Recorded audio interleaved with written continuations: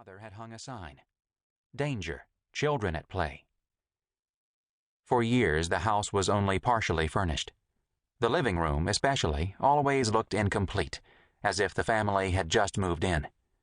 I'm not sure why exactly. I think it was because my mother had promised Dad that if he came up with the money for the house, she would furnish it slowly. Dad really wasn't interested in having a big house. He was the kind of guy who could be happy with 2 rooms, as long as one of them had a bar in it. We also had a tennis court, a 4-car garage, a lanai with wrought iron tables and chairs, and an expensive lawn where my little sister Leslie and I used to do somersaults and play on the jungle gym that my father had bought us. After we moved in, Mother installed a swimming pool, where even today you can see the footprints that Leslie and I left in the concrete.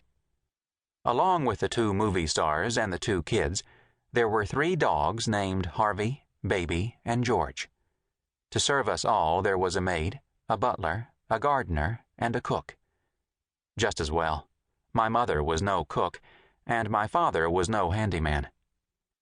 I must have thought that everybody lived this way.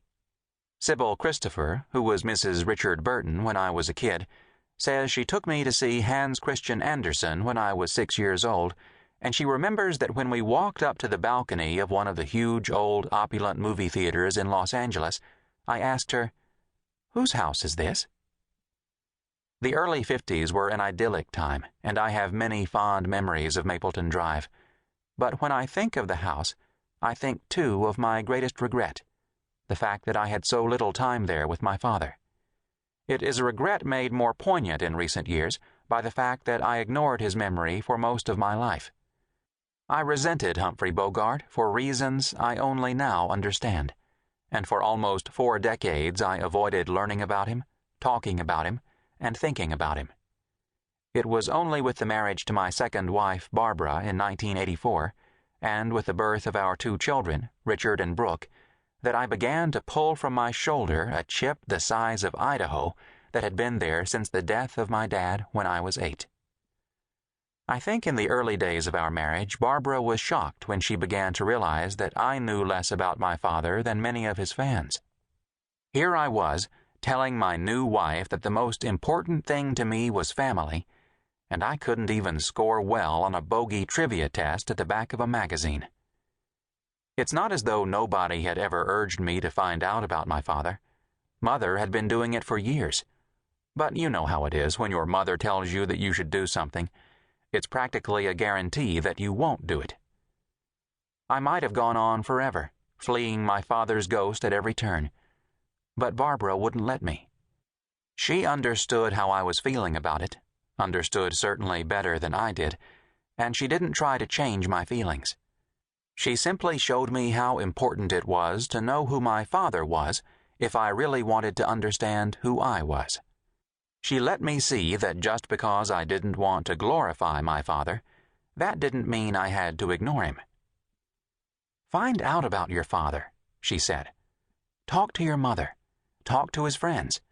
I want our children to know about their grandfather." And so I began to read about my father.